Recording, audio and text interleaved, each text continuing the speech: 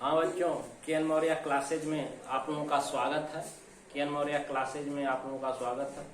आज हम लोग क्लास 11th में जिम्नोस्पर्मिक प्लांट में साइकस का classification, habitat, morphology, life cycle, alternation of generation इतना पढ़ा जाएगा। कि जिम्नोस्पर्म के अंतर्गत साइकस एग्जाम्पल लेकर के उसका वर्गीकरण किया जाएगा, उसका हैबिटाट स्थान पढ़ा जाएगा, उसकी बाह्य आकार की एक्सटर्नल मॉर्फोलॉजी पढ़ा जाएगा और उसके ये पीढ़ी एकांतरण, alternation of generation and life cycle.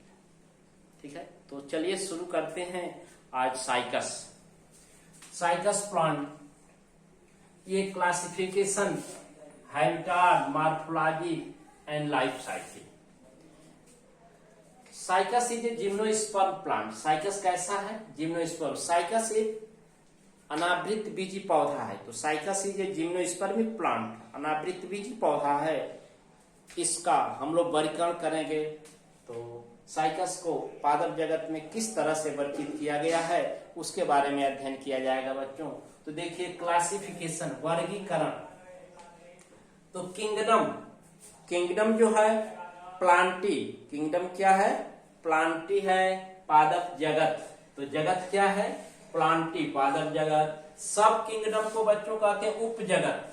तो जगत तो पादप जगत है प्लांटी, लेकिन सब किंगडम उप जगत एम्ब्रियोफाइटा। जानते हैं कि पादप जगत को दो उप जगतों में बांटा गया, थाइलोफाइटा और एम्ब्रियोफाइटा। थाइलोफाइटा और भ्रूणी पौधे हैं और एम्ब्रियोफाइटा क्या है? भ्रूणी पौधे हैं। ये एम्ब्रियोफाइटा है, ये भ्रूणी पौधे, इसमें भ्रूण बनते हैं। इसके बाद फाइलम, संघ इसको कहते हैं। क्या कहते हैं? संघ बच्चों, फाइलम संघ। ट्रेकियोफाइटा, संघ को क्या कहते हैं? ट्रेकियोफाइटा। फाइलम क्या है साइकस का? ट्रेकियोफाइटा। सब फाइलम, उपसंघ टेरोप्सिडा। इसमें पी साइलेंट है, तो उपसंघ बच्चों टेरोप्सिडा। क्या है? टेरोप्सिडा, उपसंघ टेरोप्सिडा। अब क्लास, जिसको वर्ग कहते हैं, क्या कहते हैं? वर्ग। क्लास जिम्नोस्पर्मी, क्या है? जिम्नोस्पर्मी। वर्ग जो है क्लास जिम्नोस्पर्मी है। अब सब क्लास उपवर्ग जो है साइकेडोफाइटा। उपवर्ग, वर्ग जिम्नोस्पर्मी, उपवर्ग साइकेडोफाइटा। आर्डर, गण इसको कहते हैं। आर्डर को क्या कहते हैं? गण। आर्डर इसका है साइकेडेल्स। गण में बच्चों एल्स लगाते हैं, साइकेडेल्स। तो आर्डर क्या हो गया? साइकेडेल्स। और फैमिली जिसको कुल कहते हैं, क्या कहते हैं? कुल, फैमिली। कुल साइकेडेसी, एसी लगा देते हैं फैमिली में, एसी। तो कुल फैमिली हो गया साइकेडेसी। और जीनस, वंश साइकस। स्पीसीज रिवोलुटा।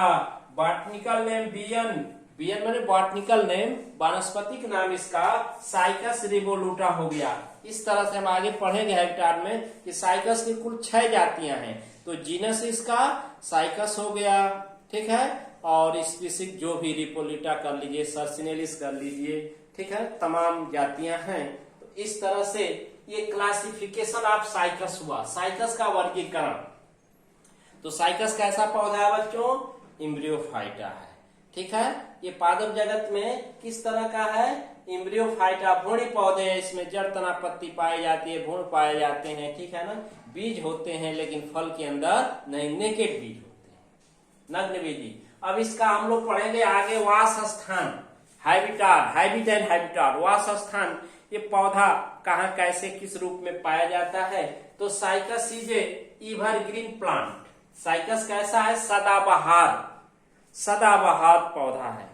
किस तरह का? सदाबहार अनावृत बीजी पौधा है। लाइक ए पाल्म प्लांट, ताड़ की तरह। ताड़ एक पौधा होता है, ताड़ पौधे की तरह। मेन प्लांट इसका मुख्य पौधा बच्चों स्पोरोफाइट होता है। मेन प्लांट क्या होता है? मुख्य पौधा स्पोरोफाइट। मुख्य पौधा दो ही जनरेशंस होते हैं, गैमेटोफाइट और स्पोरोफाइट। तो मुख्य पौधा इसमें स्पोरोफाइट होता है। देखिए ब्रायोफाइटा में मुख्य पौधा गैमेटोफाइट था, युग्मकोद्भिद। टेडोफाइटा में स्पोरोफाइट, जिम्नोस्पर्म में भी स्पोरोफाइट, और आगे एंजियोस्पर्म में भी स्पोरोफाइट। बीजाणुद्भिद अवस्था ही होगी मुख्य पौधा। मेन प्लांट स्पोरोफाइट होता है, बीजाणुद्भिद होता है। देखिए साइकस की कुल 20 जातियां पाई जाती हैं, जिसमें से 6 जातियां भारत में हैं पाई जाती हैं। कितनी? 6 species are found in India. इसमें से 6 जातियां कहाँ पाई जाती हैं? भारत में बच्चों पाई जाती हैं। जैसे यहाँ देखिए साइकस की कुल 20 जातियां हैं, जिसमें से 6 स्पीशीज भारत में पाई जाती हैं। 6 जातियां भारत में हैं। पहली जाति है साइकस रिवोल्यूटा, दूसरा है साइकस सर्सिनेलिस, तीसरा है साइकस रम्फाई, चौथा है साइकस बेडोमियाई, पांचवा है साइकस पेक्टिनेटा और छठा है साइकस साइमेंसिस। तो याद रखिए कि साइकस की कुल कितनी जातियां हैं? 20, लेकिन भारत में कितनी हैं? 6। इसमें से बच्चों 1-2 जाति जरूर जानते रहेंगे आप, जैसे साइकस रिवोल्यूटा। आपके परीक्षण में हमने स्पीशीज में रिवोल्यूटा दिया है, यह स्पीशीज साइकस रिवोल्यूटा। आप साइकस सर्सिनेलिस भी दे सकते हैं, साइकस रम्फाई भी दे सकते हैं, साइकस बेडोमियाई भी दे सकते हैं, साइकस पेक्टिनेटा और साइकस साइमेंसिस। तो ये 6 जातियां आप लर्न करेंगे। तो हैबिटाट, तो cycas is evergreen plant like a palm tree, main plant is sporophyte. ठीक है ना। इसका मुख्य पौधा बीजाणुद्भिद होता है, अर्थात जड़ तना पत्ती में पूर्ण रूप से विभेदित होता है। और कुल 20 जातियां पाई जाती हैं, जिसमें से 6 जातियां भारत में हैं, इंडियन स्पीशीज है। तो देखिए भारत में पाई जाती हैं, तो साइकस रिवोल्यूटा याद कर लेंगे, साइकस सर्सिनेलिस, साइकस रम्फाई, साइकस बेडोमियाई, साइकस पेक्टिनेटा और साइकस साइमेंसिस। तो बच्चों इस तरह से हम लोग क्लासिफिकेशन और हैबिटाट पढ़ा गया। अब आगे के क्रम में हम लोग पढ़ेंगे एक्सटर्नल मॉर्फोलॉजी। क्या पढ़ा जाएगा? एक्सटर्नल मॉर्फोलॉजी, बाह्य आकार की।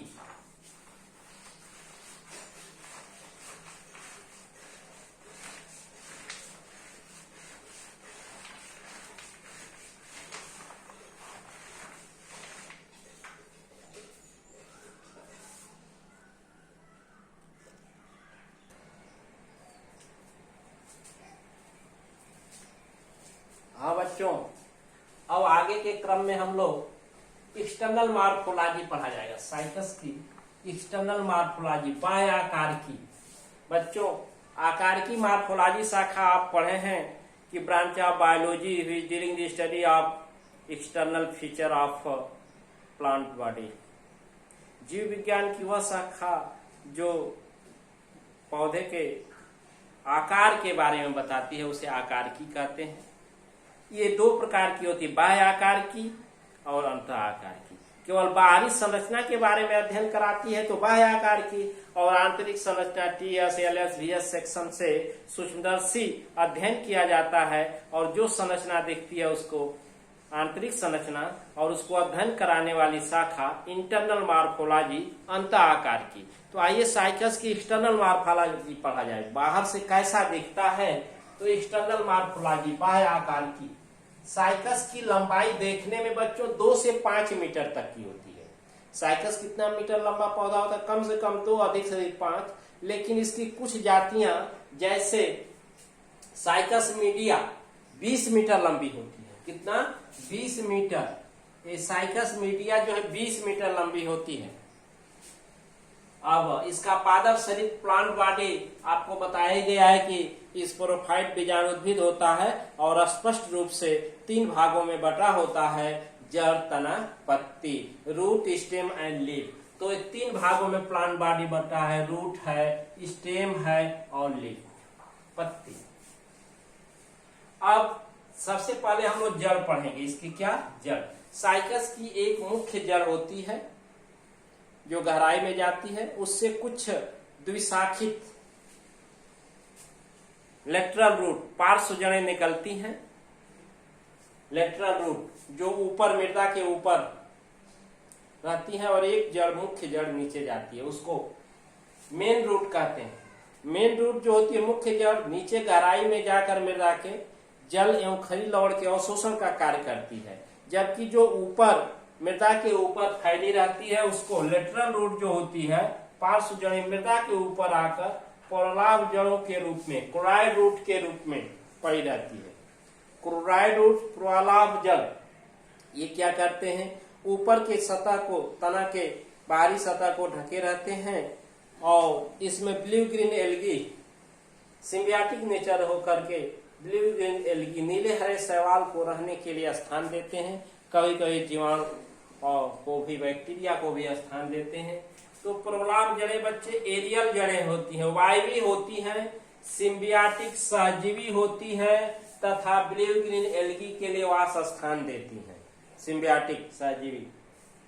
अब इसका तना स्टेम क्या है, एरियल वायवी अनब्रांच्ड अशाखित होता है तना बच्चों। इसका तना कैसा होता है, अशाखित, अनब्रांच होता है, लेकिन कभी कभी ब्रांच शाखित भी हो जाता है, कभी कभी ब्रांच शाखित भी हो जाता है। सिलिंड्रिकल, सिलिंडरनुमा, बेलनाकार होता है। सिलिंड्रिकल का मतलब बेलनाकार होता है और कवर्ड बाय लीफ बेस, और लीफ बेस पराधार से ढका रहता है। कवर्ड बाय लीफ बेस, पराधार से ढका रहता है।